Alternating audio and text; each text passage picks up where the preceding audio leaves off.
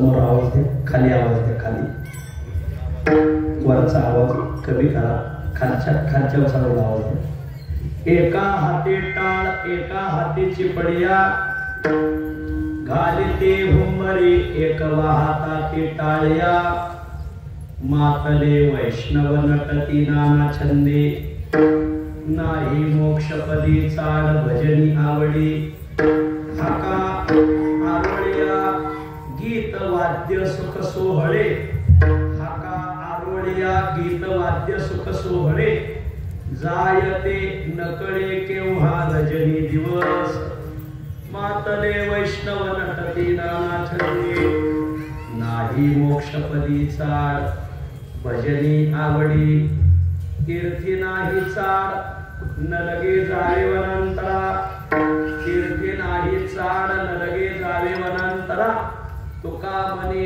हरी हरात्मकची पृथ्वी मातले वैष्णव नटती नाना छंदे नाही मोक्षपदी चाड भजनी आवडी विठ्ठल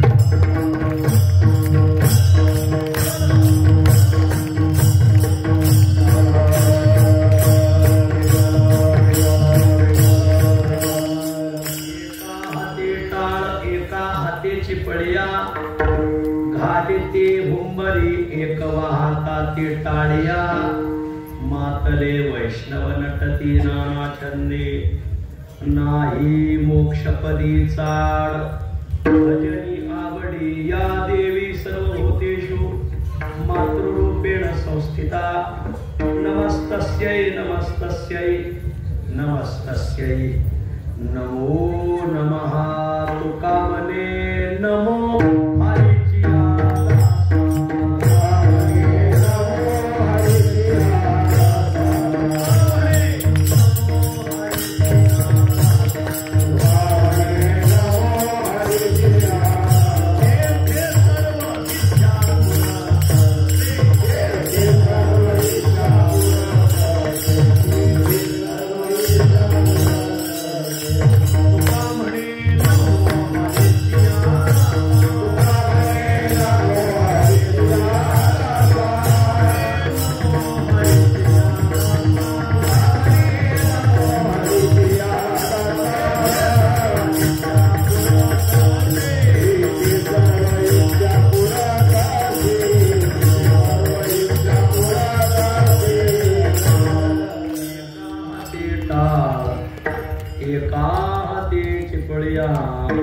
घालिते भुंबरी एक हाताती टाळ्या मातले वैष्णव नटती नाना छंदे नाही मोक्षपदी चाड भजनी आवडी प्रस्तुतस्थळी प्राप्त प्रसंगी संप्राप्त सेवेसाठी निवडलेला अभंग श्री क्षेत्र देवनिवासी असलेले कैवल्य दानी परंपरा अभिमानी वैष्णवाग्रगणी भजन शिरोमणी श्रीमंत जगद्गुरु तुकोबाराय महाराजांच्या अखिल विश्वाला चंद्रभागा मातेप्रमाणे पावन करणाऱ्या अभंग संहितेतील गोड असा हा अभंग आहे. प्रस्तुत अभंगात श्रीमंत जगद्गुरु तुकोबाराय हे भक्ती रसाने उन्मत्त झालेले आमचे वैष्णव भजन कसं करतात आणि या भजनाच्या प्रेमाखातर प्रसंगी तीर्थादिकांना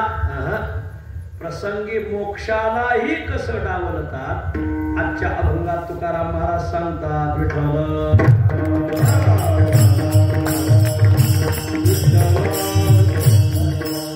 अभंगावर काही विवेचन करण्यापूर्वी दोन शब्दाचा अल्पसा परिहार देणं अत्यंत अगत्य आहे. पुण्यसलिला चंद्रभागा माईच्या प्रवाहाने पवित्र झालेला जिल्हा, रुक्मिणी प्राण संजीवन पांडुरंगाच्या आगमनाने तथा चिरकाल वास्तव्याने पावन झालेला जिल्हा, भक्तराज पुंडलिक महाराज, संत शिरोमणी नामदेव महाराज, संत शिरोमणी सावता महाराज, आदी आदी चोखोबाराय आदी आदी साधू संतांच्या पादस्पर्शाने समाधीने दैदिप्यमान असलेला जिल्हा, सोलापूर जिल्हा. या सोलापूर जिल्ह्यामध्ये पुण्यपावन पांडुरंगाच्या वास्तव्याने पावन झालेला तालुका पंढरपूर तालुका. आणि या पंढरपूर तालुक्यामध्ये परमार्थ करणारी अनेक गावं. त्या अनेक गावापैकी जसं पोळी खात असताना चवदार गुळवणी, तसं चवदार परमार्थ करणारं गाव बाळवणी.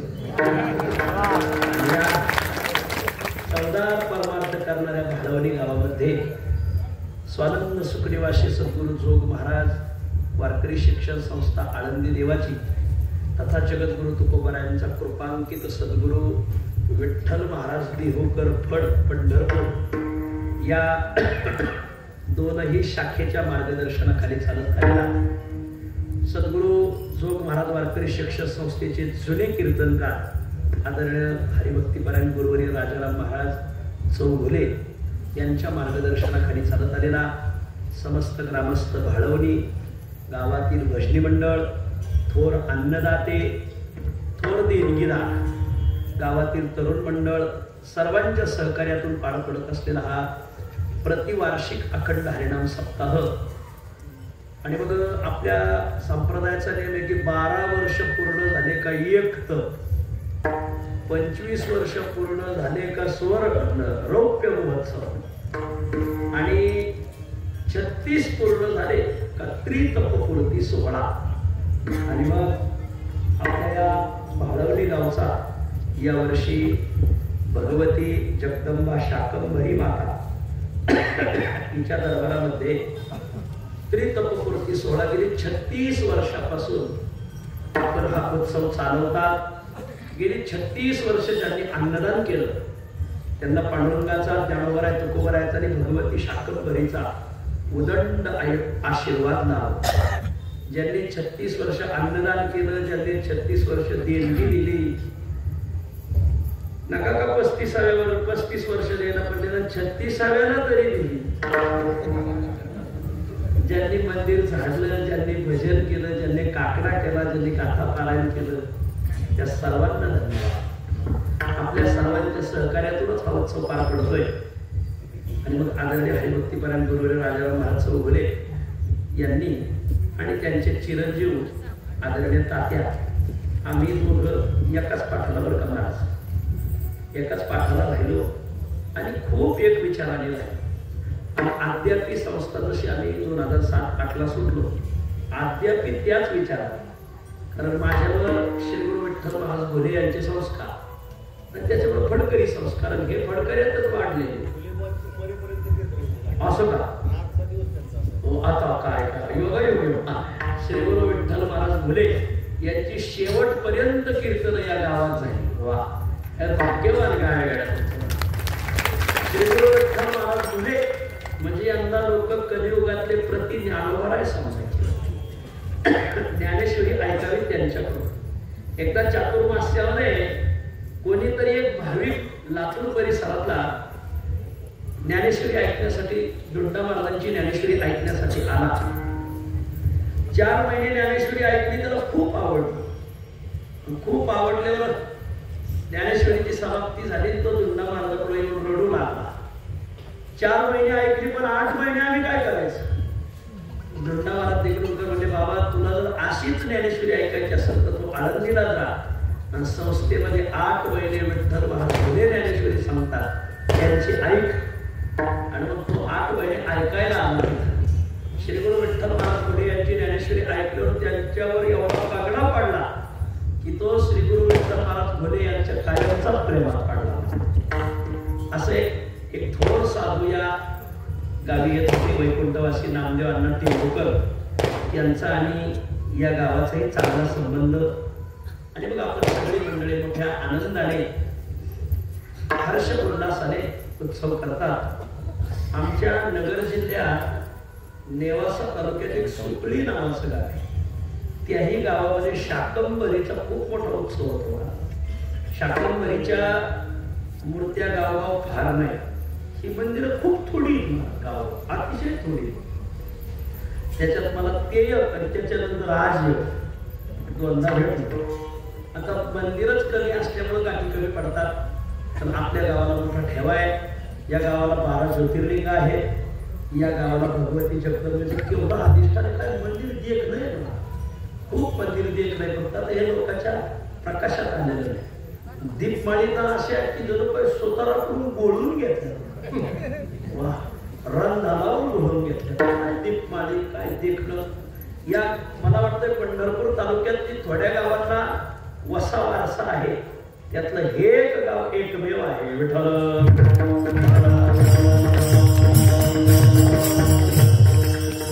पूर्वी कोणीतरी या गावचं हे मंदिर, या गावची परंपरा, या गावची उपासना पाहून कोणीतरी बाळलं असावं, म्हणून त्याने जाता जाता या गावाचं नाव बाळवणी ठेवलं असावं. आणि मग या निमित्ताने आपण सगळे मंडळी आला. आमचे दोन्ही मृदंगाचार्य खूप गोड वाजवतात.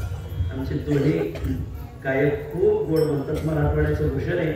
आणि या भागातील सगळे पंढरपूर तालुक्यातून, माळशिरस तालुक्यातून, माढा तालुक्यातून, सांगोला तालुक्यातून, मंगळवेढा तालुक्यातून जे काही अनेक गावोगावची वारकरी, आजी सद्गुरू वास्कर महाराज फडाचे वारकरी, देहूकर महाराजचे वारकरी, असे अनेक फडांचे वारकरी आज इथं अगत्याने उपस्थित आहेत. या भागामध्ये ज्यांनी मृदंग कला शिकवली माझे गुरुबंधू आदरणीय अरुणजी महाराज, ज्यांनी खूप विद्यार्थी शिकवले. आणि आपण सगळे मंडळी, महाराज मंडळी, तुम्हा सर्वांच्या चरणी विनम्र भावाने नमस्कार करतो आणि अगदी काहीशा वेळात सेवा आवरतो. विठ्ठल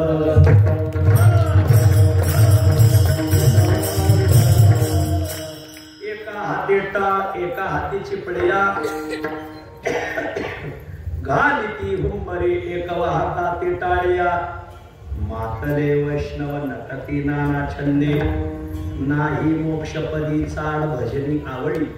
आजच्या अभंगामध्ये जगद्गुरु तुकोबाराय भक्ती रसाने उन्मत्त झालेले वैष्णव भजन कसं करतात आणि या भजनाच्या आवडी खातर प्रसंगी तीर्थानिकाला, प्रसंगी मोक्षालाही कसं डावलतात. आजच्या अभंगात तुकाराम महाराज कंठरावाने सांगतात.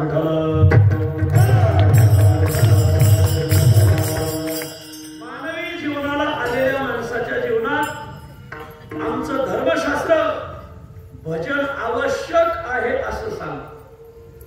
या मृत्यूलोकात जन्माला आलेल्या माणसाला काही गोष्टी शास्त्राने अनावश्यक सांगितल्या. जन्माला आले, काही गोष्टी मिळवू नका.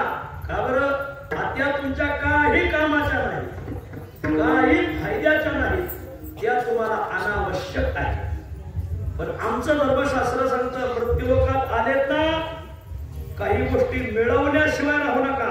का बरं? त्या तुम्हाला आवश्यक आहे, त्या तुमच्या कामाच्या आहेत, त्या तुमच्या फायद्याच्या आहेत. आता तुम्हाला प्रश्न असा पडला असेल, धर्मशास्त्र सांगतं काही गोष्टी अनावश्यक आहेत आणि काही गोष्टी आवश्यक आहेत. मग त्या अनावश्यक कोणत्या आणि आवश्यक कोणत्या? तर याचा एक खुलासा धर्मशास्त्राने केला. मानवी देहाला आले मायबाप, 3 गोष्टी मिळवू नका.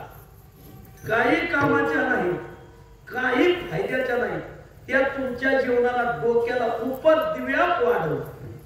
3 गोष्टी मिळवू नका, त्या अनावश्यक आहेत. पण मानवी देहाला आले ना, 5 गोष्टी मिळवल्याशिवाय राहू नका बाबा.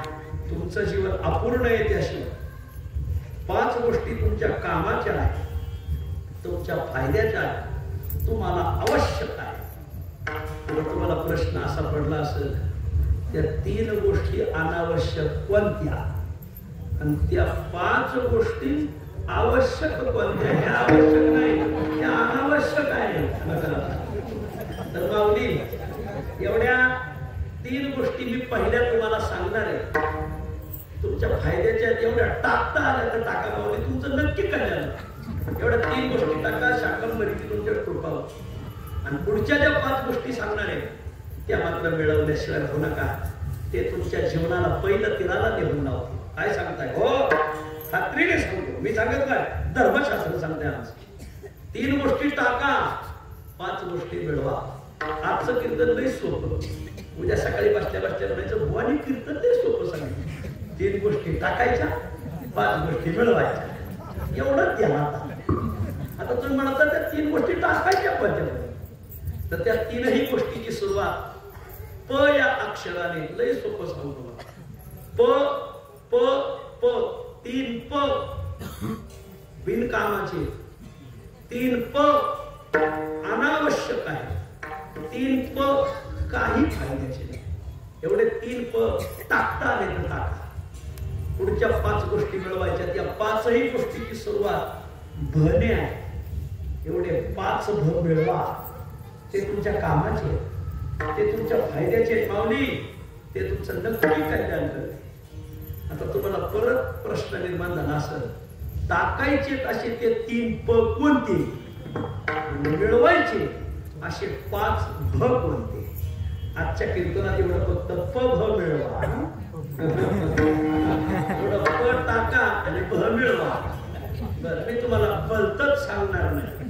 बरं ऐका, 3 प टाकायचे. पहिला प परद्रव्य, दुसरा प परनारी आणि तिसरा प परनिंदा. माऊली, ह्या तिन्हीच्या जे जे भूतकाळात नादी लागले त्यांचं वाटुळं झालं. वर्तमान काळात लागले त्यांचा तर खकाना झाला. आणि भविष्यात लागतील त्यांचं तर वजन वाटुळं झालंच म्हणून सांगा. एवढे 3 प टाकता आले तर टाका, पण 5 भ मिळवल्याशिवाय राहू नका. ते 5 भ मी तुम्हाला नंतर सांगतो. घोटाळ्यात एखादं भोगून जाईल. अगोदर 3 प टाकायचे. पण ते 3 प परनिंदा, परद्रव्य, परनारी. परनिंदा कोणता पहिला? परनिंदा. बोला, मी शिकवतो त्याच्यामुळे मला पुढच्या कोण म्हणून घ्यायची सवय. पहिला प टाकता आला तर टाका. पहिला प परनिंदा कोणता? दुसरा प परद्रव्य टाकता आला तर टाका. आणि तिसरा प परनारी. हे ज्याने ज्याने मिळवलंय त्याचा खकानाच झाला. पहिला प टाकायचा परनिंदा. माऊली, घरच्या भाकरी खाऊन लोकांची धुणं धुण्यात मजा नाही. आपल्या भाकरी खायच्या लोकांची धुणे धुवायची पडले काय मी म्हणतो त्याच्या बाबतीत पडले. आजपासून कोणाच्या टिवल्या बावल्या करायच्या नाही. काय करावं, लोक घरच्या भाकरी खाते. भगवंताने प्रत्येक गावात, तालुक्यात, जिल्ह्यात खरंच चांगली माणसं जन्माला घातलेली. चांगली जर नसती तर आपण इथं बसलोच नसतो. इथं आपण 147 घेऊन बसतो. चांगली आहेत म्हणूनच बसलो. प्रत्येक गावात, प्रत्येक तालुक्यात, प्रत्येक जिल्ह्यात, राज्यात, देशात भगवंताने चांगली माणसं जन्माला घातली. पण दुर्दैवाने काय करावं, ब्रह्मदेवाच्या गैरहजेरीत काही माल जन्माला आला. तो माल काय करतोय, त्या गावातल्या चांगल्याला, तालुक्यातला, गावातला, जिल्ह्यातला, राज्यातला, देशातला चांगला माणूस दिसला का त्याच्यावर चिखल फेक करणं, चांगल्याला नाव ठेवणं. काही लोकांना पुरुषार्थ वाटतो. चांगल्याला नाव ठेवणं म्हणजे आपली इमेज वाटते. असा काही लोकांचा गोड गैरसमज झाला. काही कामाचं नाही माऊली.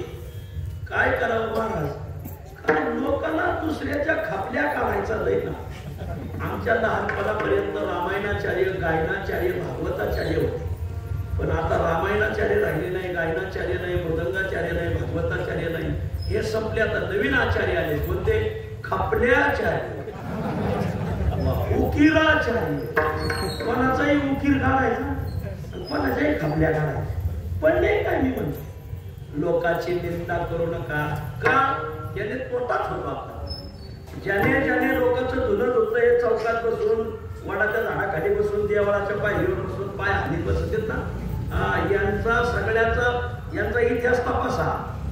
यांचं घरी चांगलं नाही, गावात झिरो किंमत आहे मंडळी या मंडळीला.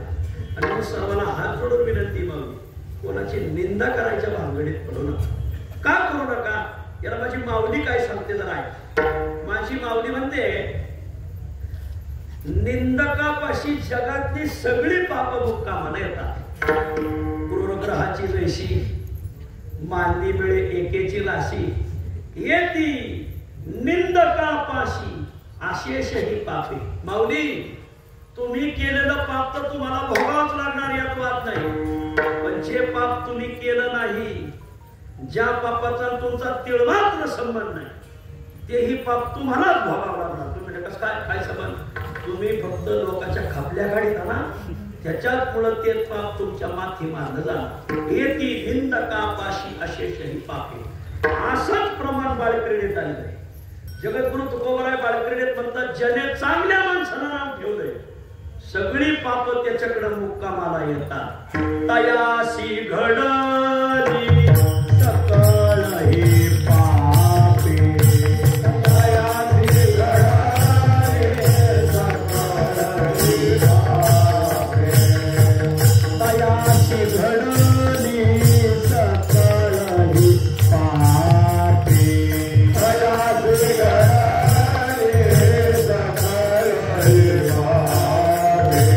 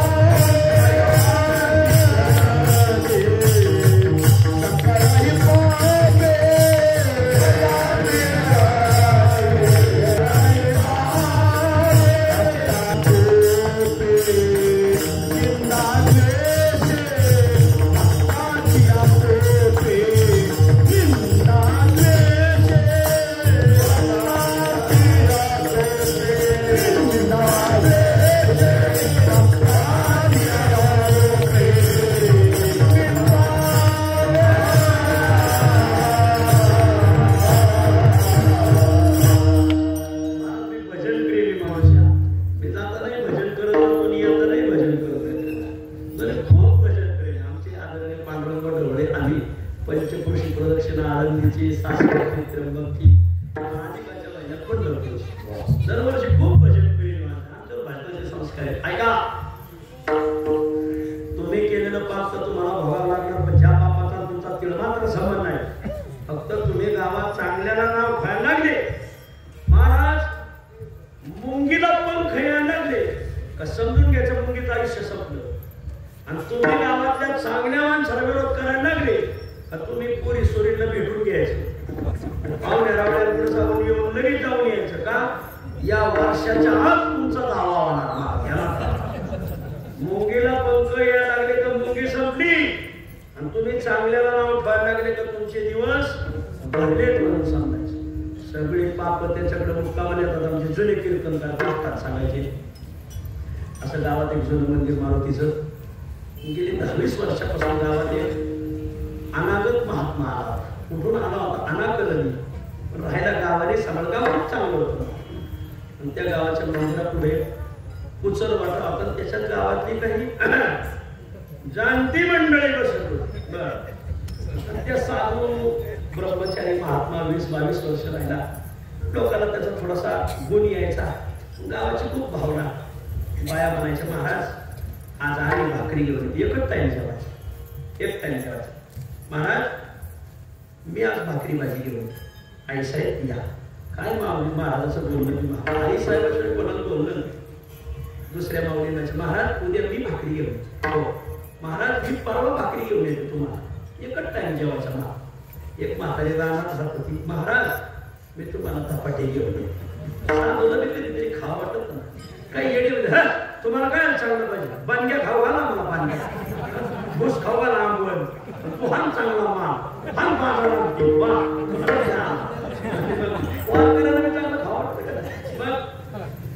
महाराज मी तुम्हाला दही धपाटे करून आणले. म्हातारी रानात खात होती. 5-6 धपाटे थापले. एका मडक्यात दही घेतलं, हिरव्या मिरचीचा ठेचा घेतला. या या बस. आणि तांब्यावर पाणी घेतलं, असं मोठं गाठवट करून पाणी घेतलं, असं खूप सगळं. आणि पाटी डोक्यावर घेऊन निघाली. पाठीवर काही पांघरून बिंघरून टाकलं नाही काय. 1 किलोमीटर मळा होता. चालली. ते गाव जिथं होतं ना, त्या गावाच्या शेजारी भला मोठा डोंगर होता. त्या डोंगरावर एक गरुड पक्षी राज. तो गरुड पक्षी आपलं काहीतरी भक्ष घेऊन तिथं यायचं, काहीतरी भक्ष घेऊन तिथे यायचं. एक दिवस तो घेऊन येत होता किंग कोब्रा. त्या गरुडाला सापडला किंग कोब्रा. तो घेऊन चालला की म्हातारी खालून चालली. आता किंग कोब्रा लागला वळवळ करायला. वळवळ करायला लागला का त्या गरुडाने त्याला नख्या आला. त्यानंतर पुन्हा वळवळ करायला लागला तर त्याच्या मग ईडी लावली. ही तसंच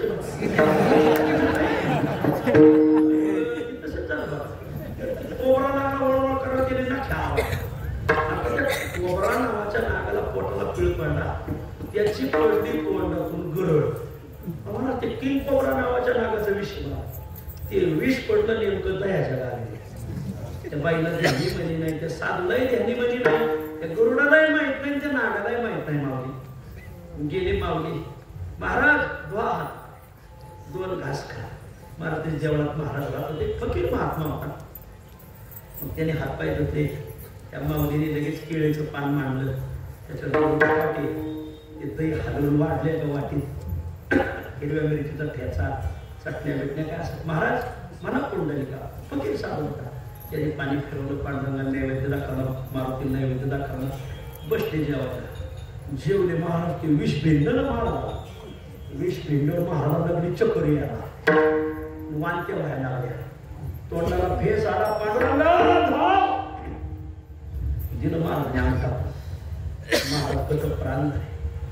गतप्राण झाल्यावर आता साधू हत्या घडली. पण हे साधू हत्येचं पाप कोणाच्या माथी मारायचं? आणि मग यमराज हे साधू हत्येचं पाप घेऊन निघाले. यमराजा बरोबर 2-4 दूत होते आणि मग दूताला घेऊन निघाले. निघाल्यावर एक दूत म्हणतो, यमराज म्हणजे अरे कोणाच्या माथी मारायचं? एक दूत म्हणला हे विष त्या नागाचं आहे, ही साधू हत्या या विषाने झालेली, तो नाग दोषी. यमराज त्या दूताला म्हणला बाबा नाग कसा दोषी? त्याच्या पोटाला नख्याचा पीळ पडला म्हणून त्याची गरज पडली. खालून म्हातारी चालली. हे नागाला काय माहिती? मला हे कावळा बसायचा फांदी मोडायची एकच झाली. मला त्याचं तिकीट घ्यायचं सरकार पडायचं एकच झालं. पर्याय नाही काय. काहीला वारं कळलं, काहीला नाही कळलं, त्याला आम्ही काय करावं? वाऱ्याचा झोप ज्याला कळतो ना त्याने डोकं लाव. काही ना वाऱ्याचा झोप कळत नाही, बिगर चुबडीच डोकं देत ना. निदान चुबळ तरी डोक्यावर घ्या. झालं असं. नाग दोषी नाही. दुसरा यमदूत म्हणला यमराज तो गरुड दोषी आहे, त्याला कळायला पाहिजे. तो साधूचा स्वयंपाक त्याला खालून गरुडाला कळू नाही. गरुड दोषी हे साधू हत्याचं बाप गरुडाच्या माथी मार.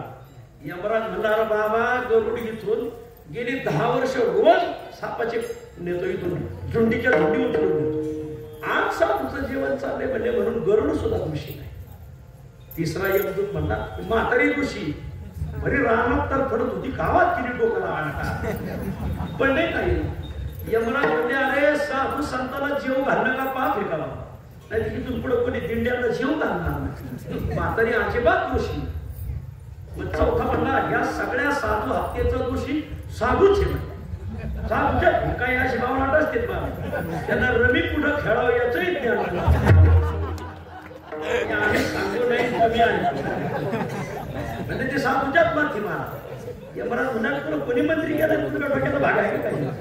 बस खाली राजीनामा दिलं डोकं चालत होतं. मग ते 4 यमदूत म्हणले यमराज अहो या माथी पाण्याच्या मारायचं. साधू दोषी नाही, म्हातारी दोषी नाही, नाग दोषी नाही, गरुड दोषी नाही. ही साधू हत्या माथी पाण्याच्या मारायची. चला तेच शिकवायचे तुम्हाला म्हणले. आज गेले तर त्या मारुतीच्या देवळा पुढे एक पिंपळाचा पान, त्याच्यावर पाय सोडून बसलेले, पोळीत बसले होते, काही पिढ्यावरील काही पान कात्रीत होते आणि त्यांचं चाललं होतं 20 वर्ष या गावात साधूचं काय काम? दुसरा म्हणला म्हातारी रानात तर पडत होती, तिला काय पडलं होतं त्याला जेव घालायचं. त्या म्हातारीनेच साधू मारलं. त्यांचं चाललं होतं चच्या मेम्या गावाच्या खापल्या काढायचं चाललं. यमराज म्हणला ह्या साधू हत्येचं पाप ह्या भगार मालाच्या माती. ते 7-8 जण बसली होती ना, ती पारावर बसलेली. महाराज आमच्या गावाने पारावर बसलेली ना, ती गावगावची सगळी गोळा करा. काही कामं करीत नाही, देवळात पत्ते खेळणारे, पारावर बसणारे, काही कामाची नाहीत महाराज. हे सगळे उचला आणि उष्णी धरणाच्या खाली उभी करायची दाळ उडी नॉनस्टॉप हिंदी मला सांगत सापडलेच नाही पाहिजे अख्ख्या गावाचं धुणं दूध बसली आणि मग हे धुणं दूध बसले होते 5 जण यमराजाने ते सगळं पाप त्यांच्या माथी मारलं 2-4 दिवसात ते पॉझिटिव्ह निघाले सगळीच मेली यमाने हानी केली मला सांगा त्या 7-8 जणांनी 7 हत्या केली होती का अरे तिला मात्र सन्मान नाही त्या 7 हत्येचा त्या 7-8 जणांचा पण आज त्यांच्या माथी हे का मारलं याचं कारण ज्ञानोबा आणि तुकाराम महाराज सांगतात तुम्ही केलेलं तर पाप तुम्हाला भोगावंच लागणार पण जे पाप तुम्ही केलं नाही तेही तुम्हाला भोगावं लागणार का कारण तुम्ही लोकांची निंदा करता येती निंदका पाशी अशेष ही पापे तयाशी घडली सकळ ही पापे भक्ताची कोपे निंदा द्वेषे ज्ञानोबरायची वेळ तुकोबरायचं प्रमाण सारखंच म्हणून आजपासून पहिला प टाळायचा कोणता परनिंदा कोणाच्या खापल्या काढायच्या नाही तर लगेच पाहुण्या रावळ्याला भेटून घ्यायचं कारण यंदाची दिवाळी तुम्ही खाणार नाही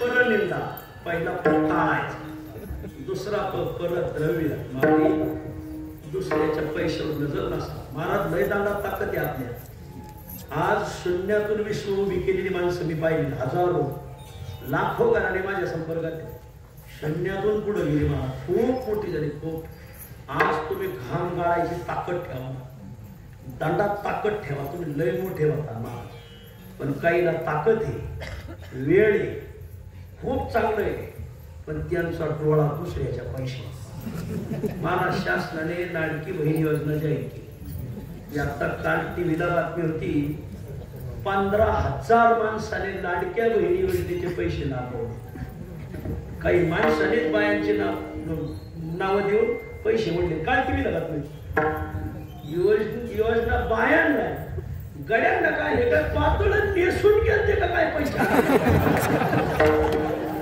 काय ही योजना ज्यांना दिली ती त्यांनाच राहिली म्हणजे तुम्ही लोक कशा दुसऱ्याच्या पैशावर नजर ठेवू नका पडले काय आपला नाही तो पैसा आपण घ्यायचा नाही जो आपला आहे तोच आपला जो आपला नाही तो म्हणून आजपासून देवाचं गावाचं आणि भावाचं खायचं नाही काय काय काय काय काय देवाचं गावाचं भावाचं जो खातो ना तिळना तीळ फुटून निघत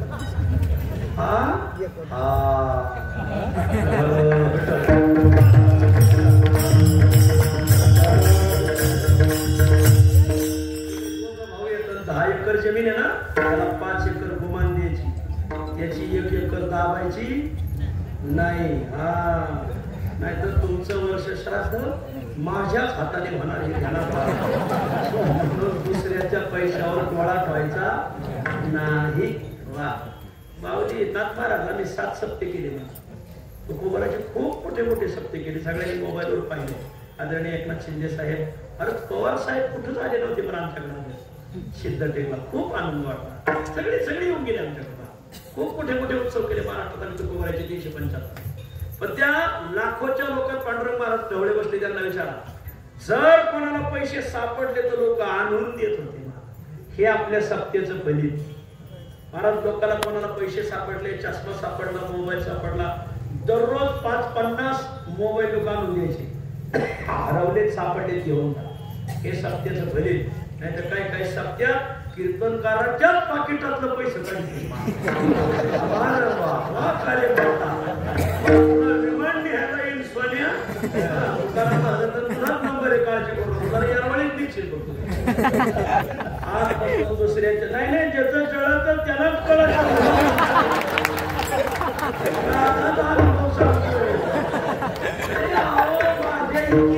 कोणीच समाज आजपासून पहिला प टाळायचा परनिंदा दुसरा प परद्रव्य आणि तिसरा प परनामी माऊली आपला हक्काचा असा आपल्या टोपल्यात भाकर असल्यावर लोकांच्या टोपल्यात डोकायचं नाही आणि एकाच बँकेत खातं खोलायचं डबल बँकेत खातं खोलायचं. मी काय सांगतोय तुम्हाला कळत आहे ना? डबल डोकं लावायचं नाही, कारण डबल बटन दाबल्यावर मतदान बाद होतं. परत नारीकडं डोकं लावायचं काय आपलं आहे ते रिअल असं. वा काय करावं, आपली नक्षत्रासारखी बायको असते. दुसऱ्याचं डांबरी मेल कापड तरी असं तरी नको घालले. केव्हा आल्या तुम्ही? तुला काय रट्टे खायचे? तुला कळलंय काय तुला? काय लोकांना असं चाला लागलाय ना. दुकानात गेले ना तुम्ही, तुम्हाला 2 किलो साखर लागेल, तिथे 3 किलो घ्या, नीट मागणी. 2 किलो गोळ लागतो घ्या, 3 घ्या मागणी. लोक दुकानाचं ते वाढीव बांधकाम करते. आज तुम्ही दिसताय पैसा नाही दिसत तुला का? आम्ही हळद लावायची का?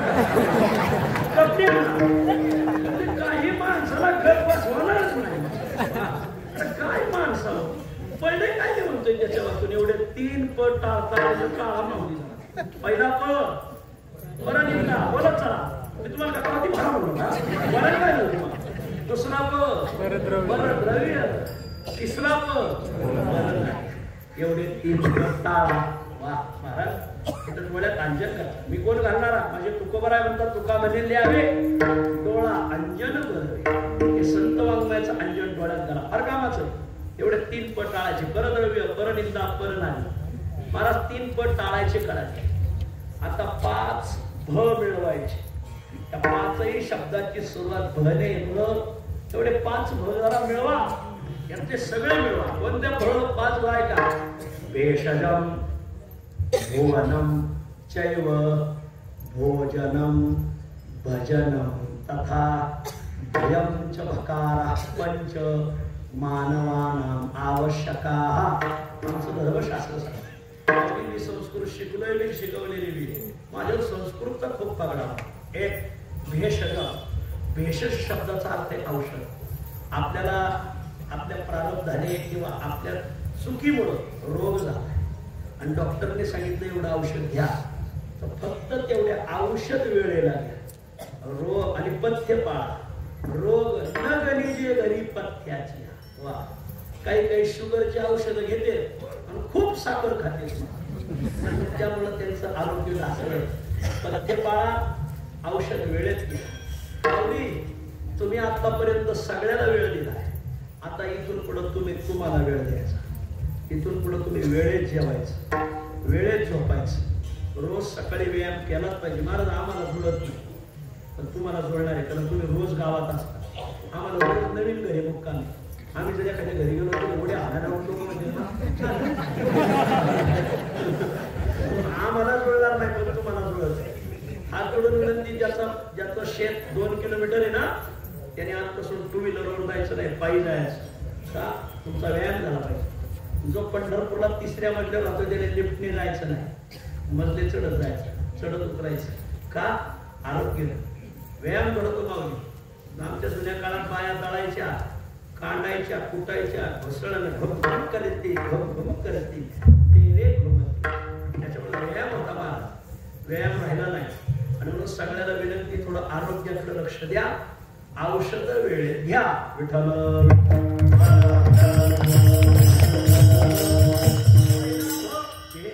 भेषज म्हणजे औषध. वेळा चुकवायच्या नाही. भेषजम पुढं सांगा. भुवन, भुवन म्हणजे घर.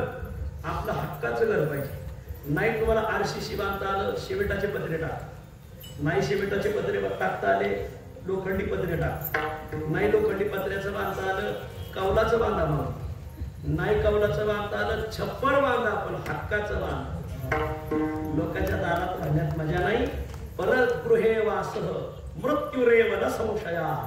धर्मशास्त्र सांगतं लोकांच्या दारात राहणं म्हणजे पावलोपावली अपमानाला समजतं. स्वतंत्र घर असलं पाहिजे, गृह पाहिजे आवश्यक. नाथ भागवतात म्हणून पहिला भ सांगितला भेषज, औषध वेळेवर घ्या. दुसरा भ सांगितला भुवन, घर हक्काचं बांधा. भेषजम भुवनम शैव भोजनम, जेवण वेळेत का, जेवायच्या वेळा चुकवायच्या नाही. भोजनम आवश्यक. शास्त्र सांगतं शतम विहाय भोक्तव्य. 100 काम माग टाका. आणि पहिलं जेवण घ्या असं आहे. लोक जेवणाकडे लक्ष देत नाहीत, रोगाला आमंत्रण देतात. वेळेत जेवायचं. त्याच्यात 5 प्रकार ऐका जरा. मितभूक, हितभूक, ऋतभूक, अभूक, अशाखभूक. मला आयुर्वेदाचे खूप संस्कार आहेत. जेवताना मितभूक, मित म्हणजे थोडं मापात जेवा. काही माणसं डबल पैसा मारून गाडी बघितली, त्यांचं आरोग्य धोक्यात जातं. मापात जेवायचं आजपासून नाव. मितभूक, जेवताना पोटाचे 4 भाग करायचे. चाकूने नाही, मनाने. 4 भागामध्ये 2 भागात अन्न टाकायचे, एका भागात पाणी, 1 भाग रिकामा ठेवायचा. खणखणीत आरोग्य. तुम्ही येणे 4ही भागा अन्नानेच भरिता. मग तक्रार अण्णा हजारेंच्या दारात न्यावा. मितभूक, मापात जेवा. हितभूक, हितकर खायचा आजपासून. 4 भाकरी खाल्ल्याची एनर्जी भेटते, ती 4 बदामाने भेटते. आता ते सगळ्याला सुलभ आहे का दुर्लभ आहे हा गोष्ट घेऊ नये, पण वजनदार खायचा आजपासून. हितभूक, काळी खजूर खाल्लीच पाहिजे. तुम्हाला आता काय सांगा, आठवड्यातून 1 दिवस शेवगा खाल्ला पाहिजे माऊली. आठवड्यातून 1 दिवस आडोळशाचा काढा घेतला पाहिजे. आठवड्यातून 1 दिवस कारलं खाल्लं पाहिजे माऊली. आरोग्याला खूप चांगलं आहे. आता हे आम्हीच सांगायचं का? तुम्ही करता का? हे नाही सांगा. मी तुम्हाला कळायला पाहिजे. आरोग्यावर लक्ष द्या माऊली, खूप कामाचं आहे. शेवग्याच्या शेंगापेक्षा शेवग्याच्या पाल्यामध्ये खूप विटॅमिन्स आहेत. पण तुम्हाला खावा काय याचंही ज्ञान नाही. असो द्या, सोडून. हितभूक, हितकर खा. मितभूक, मापात जेवा. ऋतभूक, ऋत म्हणजे वेळ, वेळेत जेवा. पुढं सांगतात अशाखभूक, कमी भाज्या खा. बरं, हल्ली भाज्यांवर एवढी रसायनं मारली जातात. तुम्ही भाज्या खात नसून रसायनं खाता ते ध्यानात धरा. सगळ्याला विनंती आहे, पंढरपूर तालुका कृषी प्रधान आहे. प्रत्येकाने 1 एकर तरी रिकामं ठेवा. त्या 1 एकरमध्ये आपल्या घरी खायचंय ते बनवा. त्याच्यात कारले लावा, दोडका लावा, मेथी लावा. त्याला गोमूत्राचा फवारणी मारा. त्याला रसायनं आणि खतं मारू नका. गाईचं शेण वापरा आणि गोमूत्राची फवारणी. दारात एक तरी गिर गाय पाहिजे, नाही तर गावरान गाय पाहिजे.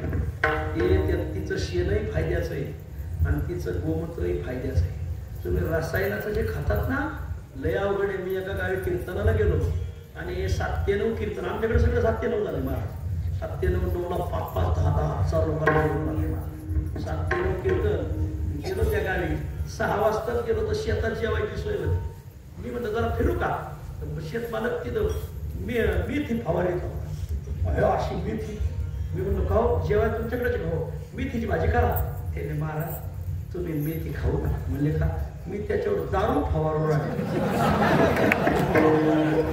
तेव्हापासून मी मेथी खायची सोडून दिली.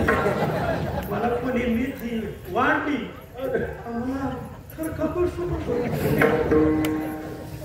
मेथीवर दारू.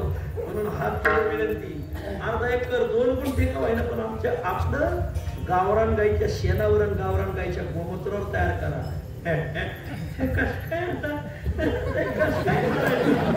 तुझा हवा माझ्याच हाताने एवढं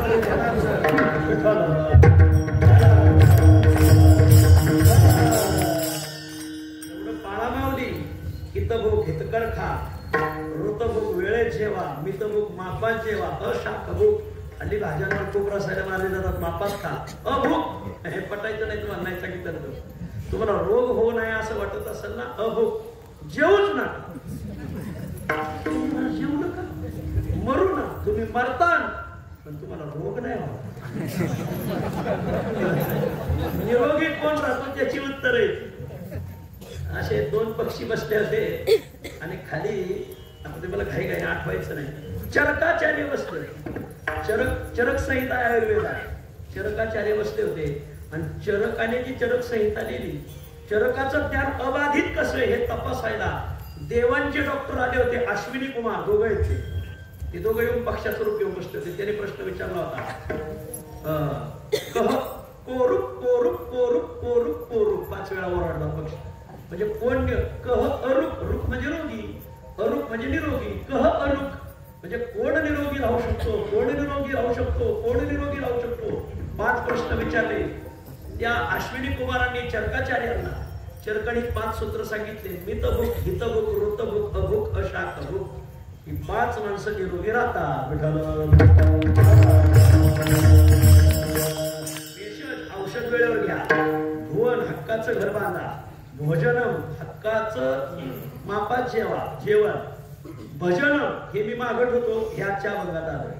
भयम माऊली थोडं भ्या. माणसं कोणाला भ्यायला तो काय भ्यायची गरज आहे. आपल्या सोलापूर जिल्ह्यात कडू शिवाय तर आपण कोणाला बोलत नाही. माऊली कोणाला तरी भेदलं पाहिजे. भिल्याशिवाय मजा नाही. जो समाजाला भीतो त्याची नौका पहिलं तीराला जाते. जो असाच नव्हतो त्याची लवकर पुण्यतिथी होते. घ्यायला शिका. आळंदीला पंढरपूरला जर गेले तर पुस्तक विकत घ्या. पुस्तकाची किंमत 2 रुपये किंवा 5 रुपये. गीता प्रेसचं पुस्तक. प्रेसचं नाव घ्या जरा. गीता प्रेस. पुस्तकाचं नाव काय? पुस्तकाचं नाव आहे प्रश्नोत्तरी. शंकराचार्यांनी प्रश्न विचारले, उत्तर शंकराचार्यांनीच दिली. तिथंच प्रश्न तिथंच उत्तर. खूप गोड आहे. 30-31 श्लोक आहेत. अरे नानाविध प्रश्न विचारले शंकराचार्यांनीच, उत्तर दिले शंकराचार्य. खूप गोड ग्रंथ आहे. गेले पंढरपूरला तर माझं एवढं पण आळंद देऊन आलेलं माझं एवढं ऐका काढ्या. एवढं एक पुस्तक संग्रह ठेवा. आता ते संस्कृत आणि हिंदी असं भेटत आणि संस्कृत मराठी असंही भेटत. त्याला मराठीचा आग्रह धरा. मराठी द्या. माझी विनंती, कोणाचं जर वडिलाचं वर्ष श्राद्ध असेल, वाढदिवस असेल, वास्तुशांती असेल तर एवढी 100 पुस्तक आला आणि भेट द्या का. खरं 5 रुपयाचे पुस्तक भेट द्यायला काय हरकत नाही का. तुम्ही भिड्या वाटीचा लोकाला 5 रुपयाचं ध्यान द्यायला काय हरकत नाही. शंकराचार्य लेखक आहे. प्रश्नोत्तरी त्यांनीच प्रश्न विचारले तर त्यांनीच उत्तर दिलं. जिथं प्रश्न तिथंच उत्तर. कधी कधी जिथं प्रश्न असतो तिथं उत्तर नसतंय, तर कधी कधी जिथं प्रश्न असतो तिथंच उत्तर असतंय. काय सांगताय हो. कधी कधी जिथं प्रश्न असतो तिथं उत्तर नसतंय. शाळेतली मुलं परीक्षा देण्यासाठी जातात. परीक्षा देण्यासाठी गेल्यावर त्यांच्या पुढे परीक्षेला 6 महिना वार्षिकला पेपर येतो. प्रश्न तिथं असतात, उत्तर तिथं नसतात. उत्तर कुठं असतात? सादऱ्याच्या बाहीत असतात, मांडीवर लिहिली असतात. जिथं प्रश्न असतात तिथं उत्तर नसतात. पण कधी कधी जिथं प्रश्न तिथंच उत्तर. असं आहे. आपण पेपर वाचणारी माणसं आहेत. कोडं सोडवा. या कोड्याचं उत्तर पुढील पाना किंवा पुढील भागात असेल. वा. जिथं प्रश्न तिथं उत्तर. मी तुम्हाला एक प्रश्नही सांगतो, उत्तरही सांगतो. ओळखता आला तर ओळखा. जो ओळखील त्याला 1 रुपया बक्षीस. तुम्ही कोणी सांगायचं नाही महाराज मंडळींनी. यांना लगेच सांगताय. तुम्ही सांगायचा बसलेल्या माणसाने. मी त्याला बसलेल्या माणसाला जरा हलवीत असतो. काय बर्दीतलं लोणचं कीर्तनातली माणसं हलवली काय. प्रश्न आहे का. पहिला प्रश्न काढण्यासाठी मी प्रश्न मी सांगणार, उत्तर मी सांगणार. ज्याला ओळखता येईल त्याला बक्षीस 1 रुपया. दुसरा प्रश्न महिलांसाठी. प्रश्न मी सांगणार, उत्तर मी सांगणार. जो ओळखील, जी माऊली ओळखील त्या माऊलीला बक्षीस 1 रुपया. जास्त नाही. छोटे माऊली मोठे माऊली पुढल्या वर्षी माझं नाव छोटं म्हणून बक्षीस छोटं. ऐका. प्रश्न आणि उत्तर ऐका. प्रश्नही सांगतो. जिथं प्रश्न आहे तिथंच उत्तर आहे. पहिला तुम्हाला, दुसरा तुम्हाला. ऐका. हा. वाकडं तिकडं आलं रे गड्या. प्रश्न बी झाला आणि उत्तर झालाय सांगताना तर बघा. तुम्हाला मोठं डोकं लांब शेपूट पळ रे गड्या. ऐकतंय का. पहिलं तुम्हाला सांगतो. वाकडं तिकडं आलं रे गड्या. अहो तिथंच उत्तर आहे. आलं आलं आलं कसं राहतं. वाकडं तिकडं आलं का हे नाही ध्यानात आलं. वाकडं तिकडं आलं रे. तुम्हाला वाटतं कोणी आलं काय हो. तुमचा नाच राहिला. आलं म्हणजे आलं. तुम्हाला वाटतं कोणी आलं काय. आलं नाही. वाकडं तिकडं आलं रे गड्या. तिथं प्रश्न आहे. तिथं उत्तर. नापास. आता तुमचा सगळ्या लाडक्या बहिणी ऐका. मोठं डोकं लांब शेपूट पळ रे गड्या. अहो पळी पळी. पळीचं डोकं मोठं शेपूट लांब.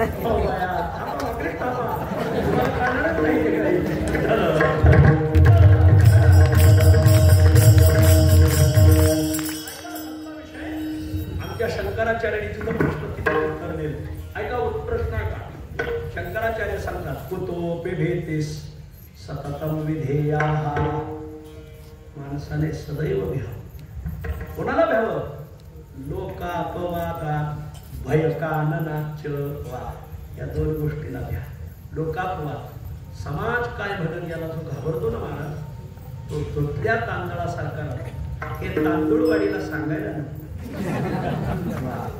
जो समाज काय म्हणतो याला घाबरतो त्याला डंक लागत, निष्कलंक. समाजाला का?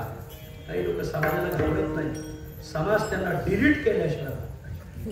वा, ध्यानात जरा मावली आहे माझे शब्द. माझं काय, माझं धर्मशास्त्रात नाही. ध्यानात जरा समाजाला घाबरा. लोकापवादा, लोक काय म्हणतील याला घाबरा. आणि भवकाननाच आणि संसार सिंधूला घाबरा.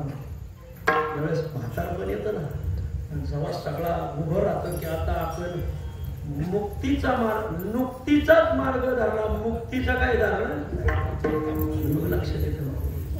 म्हणून शेवट गोड कसं होईल याचा, याला थोडं घाबरा. विठ्ठल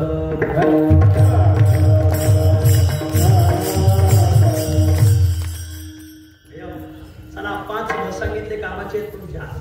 भेषजम, औषध वेळेत घ्या. भुवनम, घर बांधा हक्काचं. भोजनम, वेळेत जेवा. भयम, भ्या. लोकापवादाला भ्या, संसाराला भ्या. आता आपल्या अभंगाचा भ आला, 4था आहे हा, पण आता मी चिंतनात 5वा घेतो. 5वा भ काय? भजनम. माऊली भजन करा. एकादशी असेल ना, तासभर का व्हायला वेळ काढा, पण पांडुरंगाच्या देवळाचा तासभर भजन करा. सोमवार असेल ना, तुमच्या गावाला महादेव क्षेत्र आहे, महादेवाच्या देवळात भजन करा. वा. शुक्रवार मंगळवार असं एवढं शिल्प या तालुक्यात लवकर सापडायचं नाही. एवढं शाकांबरी मातेचं मंदिर आहे. हुशार पटांना सतरोजी टाका. तुम्ही कोणीतरी चहा आणून द्या मार्केटाला. केव्हा द्या चहा? याला चहा म्हणल्याशिवाय राग आठवत नाही. एखादी कोणीतरी मावली चहा द्या, भजन करा. खरं सांगतो, ह्या देहात जर भजन केलं नाही तर पुढं भजन होईल हे सांगता येत नाही. तुकाराम महाराज कैवाड अभंगात सांगतात, भविष्याचे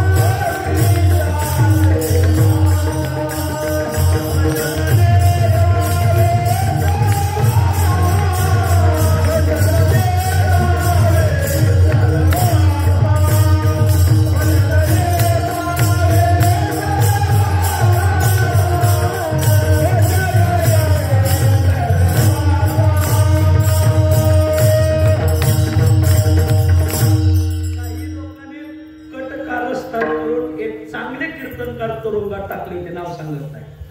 ते म्हणणारे चांगले होते, भजन चांगले म्हणायचे, पखवाद चांगले वाजायचे. ते तुरुंगात गेले आणि 10 वर्ष राहिले. 10 वर्षात त्याने तुरुंगातल्या कैद्यांना पखवाद शिकवला, तुरुंगातल्या कैद्यांना भजन शिकवलं. तुरुंगातले कैदी कीर्तनकार प्रवचनकार केले. त्यांचं वागणं पाहून शास्त्राने त्यांची 10 वर्षाची सजा 5 वर्षात माफ केली. खूप चांगले कीर्तनकार काही येड्या लोकांनी त्यांना नाद घातलं होतं.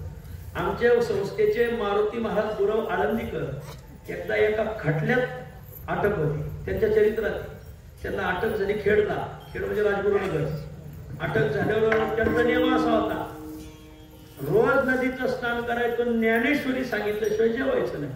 4 दिवस त्यांनी स्नानही नाही, जेवणही नाही. मामा SP कॉलेजचे प्राचार्य होते, सर परशुराम कॉलेजचे प्राचार्य होते मामा पुण्यात. मामांना बातमी करायची तर मामा विद्वानच माणसं ती, वजन होतं त्यांचं. त्यांनी लगेच इंग्रज अधिकाऱ्याशी संधान साधून राजगुरू नगरला काठालाच भीमा नदी नाही, ही भीमा नदी तिथूनच येते म्हणून मग त्यांना भीमा नदीला स्नानाला आणि ज्ञानेश्वरी ग्रंथ आणून दिला. ते तुरुंगात 4 महिन्यात त्यांनी ज्ञानेश्वरी सांगितली मारुतीबाईंनी. मग मामांनी प्रयत्न करून त्यांना सोडवलं. ते आळंदी ब्राह्मण वादणारे असा एक वाद झाला होता. ते मोठं प्रकरण सांगत नाही तुम्हाला. गुरु ब्राह्मणाच्या वादात त्याला सगळीच गुरु अटक केली, त्यात मारुतीबाई अटक झाली. 4 महिन्यात त्यांनी अख्खी ज्ञानेश्वरी सांगितली. मारुतीबाई जाताना सगळे कैदी ढासा रडले, आम्हाला अशी ज्ञानेश्वरी परत कोण सांग. भजनावर प्रेम पाहिजे महाराज माणसाचं. भजन प्रेमी माणसं पाहिजे. गाव भोजन प्रेमी पाहिजे. भजन प्रेमी माऊली आता काय सांगावं तुम्हाला. दर्शन लोक माऊलीच्या सोहळ्यात जिल्ह्या बसलेली. त्या वर्षी 5 नंबरला रथा पुढं 22, यंदा रथामाग 122. अरे का पण हा काय जेवण आहे का काय. अरे तू काय जेवायला आला का काय. दिंडीत जाताना भोजन पाहून जायचं नाही. भजन पाहिजे दिंडीत. भजन प्रेमी माणसं पाहिजे. भजन करा. भजनाचं खूप शास्त्राने आग्रह धरलेला आहे. आता त्या भजनाचे 2 प्रकार, एकांगी भजन, लोकांगी भजन. एकांगी भजन म्हणजे एकट्यानेच काळी एक नवीन लावायचा, खैराच्या चिपळ्या घ्यायच्या, घोगडी टाकायची, पाठच 3-3:30 उठून घोगडी टाकायची, हातपाय धुवायचे आणि पहाट उठून महाराज ज्ञानेश्वर काकडा या भजनाने सुरू होता. महाराज महाराज ज्ञानेश्वर माऊली उठा पांडुरंगा आता दर्शन द्या सकाळा. 1-1.5 तास सकाळी उठून भजन केलं, याला एकाकी भजन म्हणतात. वा. आणि लोकांतातलं भजन म्हणजे मग सगळ्याला एकत्र करणं, वेळावेळी मानवी वैष्णवाची अनेकांना एकत्र करणं. मग आमच्या महाराजांसारखी त्यांना माझं घ्या पाक वाचतो नाही. बर विना तुम्ही घ्या, बर तुम्ही टाळ घ्या, बर तुम्ही चाल म्हणा, तुम्ही ध्रुपद म्हणा.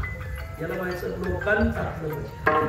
काय करायचं, काहीने टाळ घ्यायचा, काहीने पकवास घ्यायचा, काहीने विना घ्यायचा, काहीने चिपळ्या घ्यायच्या आणि असं सामुदायिक भजन करायचं. त्याचं वर्णन तुकाराम महाराज अभंगाच्या 1ल्या चरणात करतात.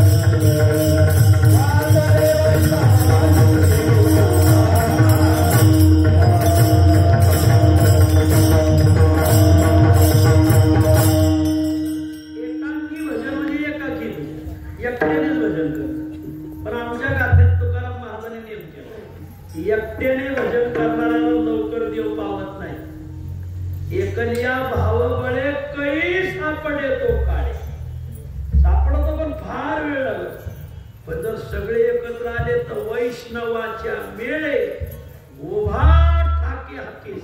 म्हणून काही सामुदायिक कार्यक्रम असेल तर त्याच्यात भाग घ्यायचा नाही, कारण तिथं स्पष्ट दिले अनेकांनी महाराज एकटा उपोषणाला बसता कोण लक्ष दिले, सगळे जण जर उपोषणाला बसले तर सरकार हालत आहे. वा. आणि म्हणून महाराज संघटन पाहिजे, संघटन.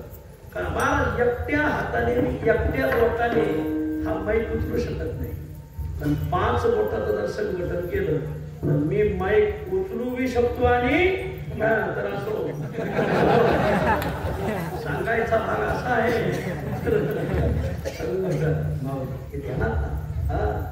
म्हणून आजच्या अभंगात तुकाराम महाराज म्हणतात आम्ही सगळे मिळून भजन करतो.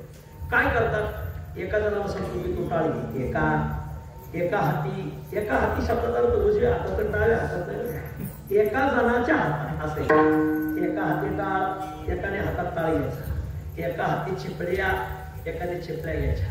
काहींनी घाली ती हुंबरी म्हणजे पावल्या, काहींनी पावल्या धरायच्या. एक हातात ती टाळ्या आणि बसलेल्याने पंक्ती धरायच्या, बसलेल्याने टाळ्या वाजायच्या. आता हे दिवकर महाराजाचा फडे, पुढे भास्कर महाराजाच्या फडावरची माणसं होती. फडाचे नियम असेल महाराज विठ्ठल सुरू झालं का बसणाऱ्याने टाळी वाजायची. महाराज कुंडलिका म्हणले का बसणाऱ्यांनी म्हणायची असते महाराज. म्हणून कीर्तनकारास हात करत ना बोला कुंडली असा केला खालचे म्हणायचे लोक महाराज कटाळा आता महाराज रामदेव बाबाचा आसनच करून राहिले असा हात काय करतात कीर्तनकार बाबा तुम्हाला सांगितलं असं त्याला आता काळ माऊली ढोलक तुंतुन तमाशात असते, ढोल ताशा निवडणुकीत असते आणि टाळ पकवत वारकऱ्यात असते. ढोल ताशा सुरू झाला, एकाची एक पार्टी पडली, एक निवडून आली त्याने ढोल ताशा सुरू केला. ढोल ताशा सुरू झाला का दगडफेक नेम जे निवडून आले त्यांच्यावर पडली ते दगडफेकी. ढोल तो ताशा सुरू झाला का दगडफेक. ढोलक तुंतुन सुरू झाल्यावर दगडफेक नाही मग खडे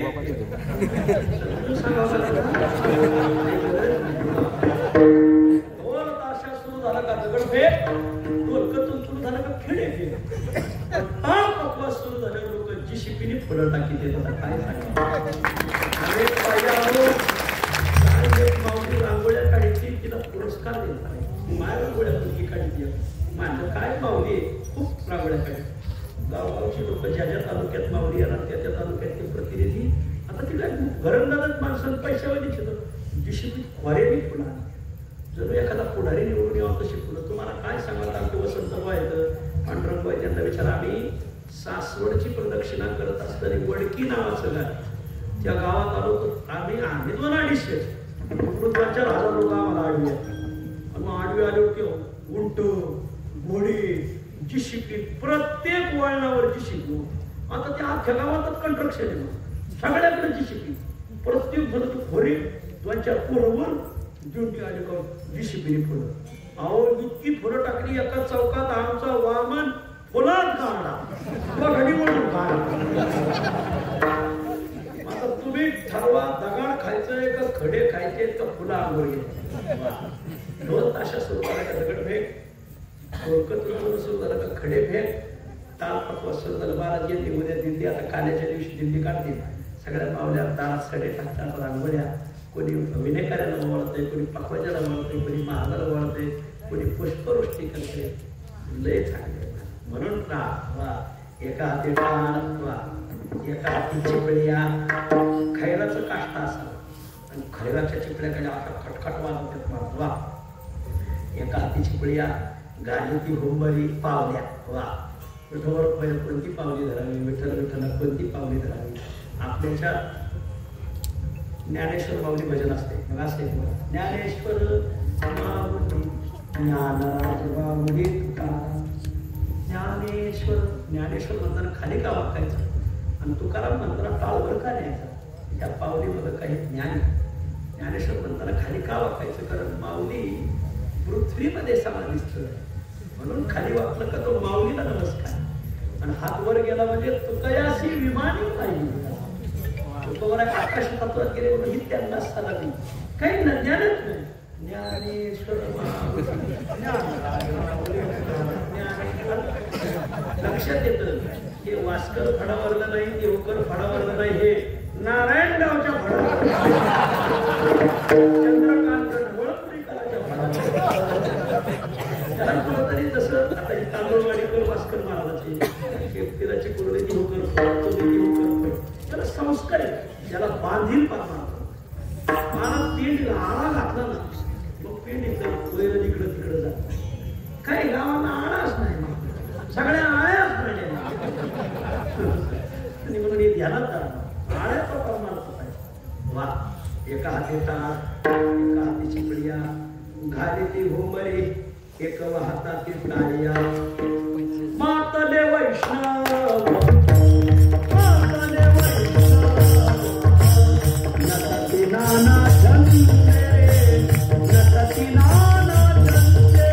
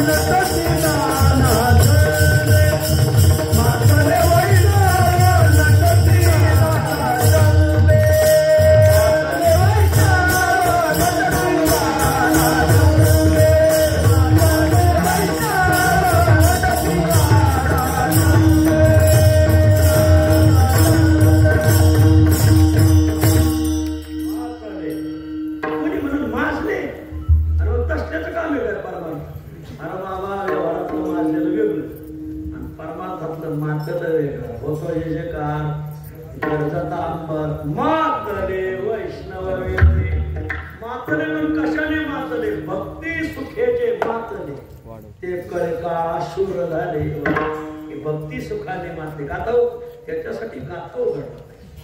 त्याला अर्थ कशी केले ते कळत नाही. मातले वैष्णव नटती नाना छंदे, वारकऱ्याने नटलं पाहिजे. आपल्या गावचा सप्ताह आहे ना, यंदा सगळ्यांनी गुरतरच घालायची, नटायचं. पुढल्या साली सगळ्यांनी कबरच बांधायची, त्याच्या पुढल्या साली सगळ्यांनी फिटेच बांधायची, नटायचं. वा, तुम्ही लग्नात नटा. काही जण कोंबड्याच्या व्यापाऱ्याचे फाडून रिपोर्ट घेऊन येते.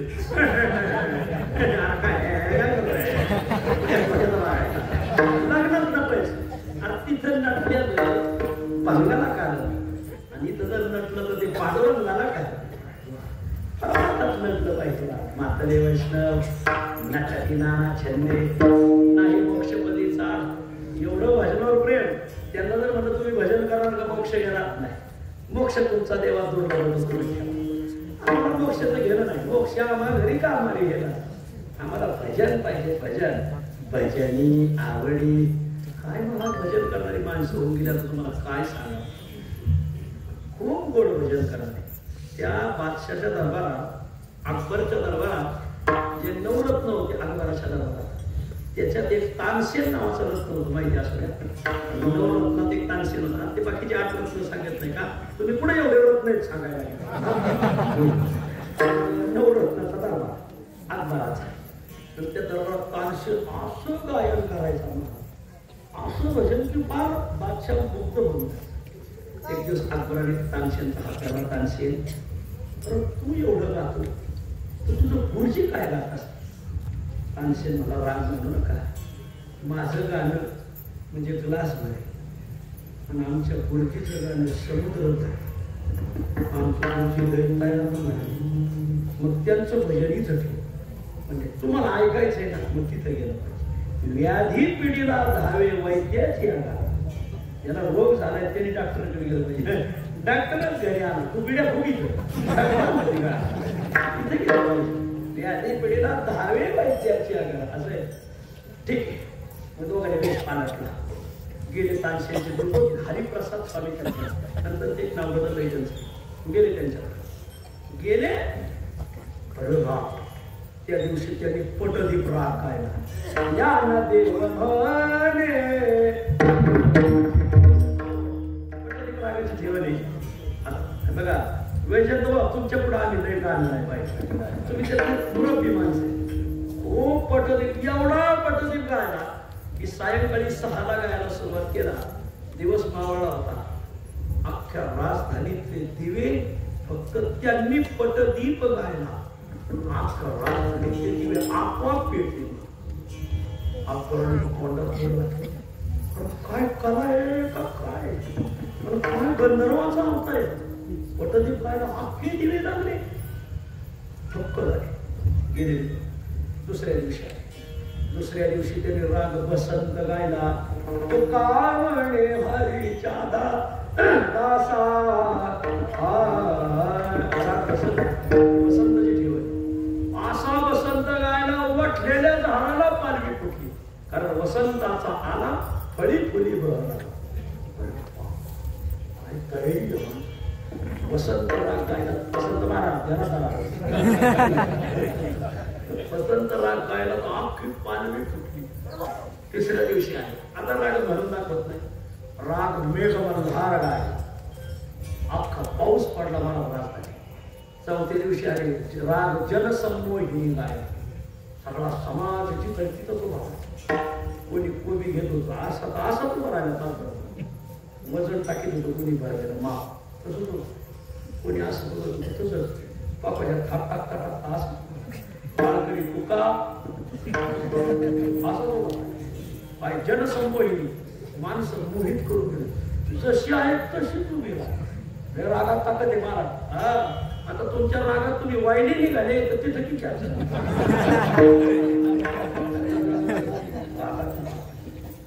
आणि मग अकबराने हात धरला. तानसेन करत तानसेन तुझं पुढची पटदीप गातं दिवे लागत.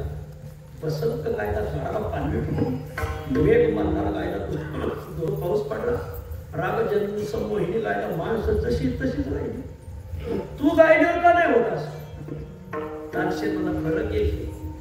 राजा बादशाह मी पैशासाठी गातो आणि माझे गुरुजी देवासाठी गातात. देवाची भावा पागल. काय सांगावं. काल आमच्या कीर्तनात एकाने कलावती राग गायला तर ऐकणाऱ्या माणसांना लीलावती रुग्णालयात दाखवलं.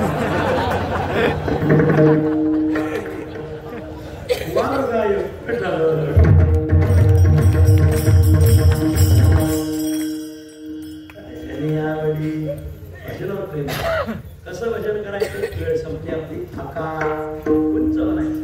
आरोळिया म्हणून आपल्या कीर्तनात विठ्ठल विठ्ठल विठ्ठल विठ्ठल गात्या. हका आरोळिया गीत वाद्य सुख सोहळे. याच्यात सायतेन कळे केव्हा रजनी दिवस. दिवस कधी गेले रात्र कधी कधी कळत नाही. तुमच्या माहितीसाठी सांगतो आम्ही परतीला येते 25 वर्षापासून. माऊली परतीला पहिला मुक्का वाखरी. वाखरीवर माऊली रात्री 2ला निघायची. एकला उठायचं.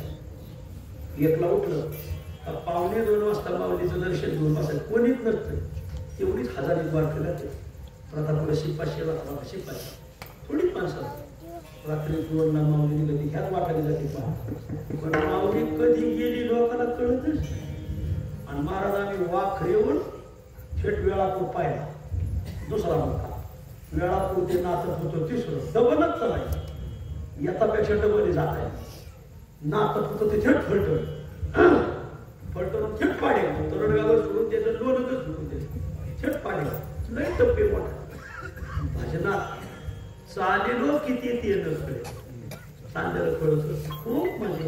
आणि तुम्हाला माहितीसाठी सांगतो, पंढरपूरला येताना जेवढा आनंद नाही ना तेवढा परतीला जाताना महाराज, परतीला घरी जाताना म्हणजे मा खूप भजन सगळे अनुभवी माणसं, काही फुगेवाले असते म्हणजे फुगेवाले फुग्यावालं पिपाणीवाला जाते. भजन खूप चांगलं. जायत येणं कळे केव्हा रजनी दिवस, रात्री 2ला निघालो तर सकाळी 8 वाजता तोडल्या गेलो, कळतच नाही, चांगलं कळतच नाही, कधी उजाडले काही कळत नाही. आणि रात्री चालायला लागलं काही इकडं तिकडं नजरच जात नाही का, हा घरात काय होतं पाहता का, दिसतच नाही काय, पाहायचं काय नीट चालत नाही. जायत येणं कळे केव्हा रजनी दिवस, तीर्थी नाही चाल. आता तीर्थयात्रेला जायचं नाही, ट्रिपाला काढायच्याच नाही. वा नलगे जावेवानंतरा कशाला जायचं, नलगती सायास तुकामणी हरिहरात्मक पृथ्वी, या सगळ्या पृथ्वीत आम्हाला हरिहराचं दर्शन. भजनाच्या जोराने कोणी म्हणत काशी विश्वनाथाला का जात नाही, अरे इथं भजन केलं तर इथं साक्षात काशी विश्वनाथ भेट आहे. हो त्याची वाराणसी तीर्थक्षेत्र नाथ महाराज हरिपाठ स्पष्ट नित्य नाम घोष दयाचे मंदिर, त्याची वाराणसी तीर्थक्षेत्र. वाराणसी तीर्थक्षेत्र नाश आहे, अविनाशी पैसे आहे नाशक आहे. आणि म्हणून हरिहरात्मकची पृथ्वी मातले वैष्णव नटती नाना छंदे, नाही मोक्षपदी चाड भजनी आवडी. सांगा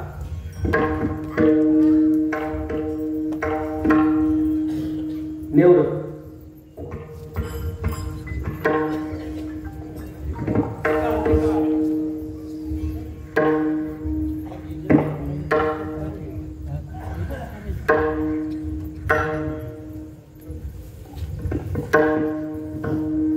एका हाती टाळ एका हातीची पोळीया, एका हाती टाळ एका हाती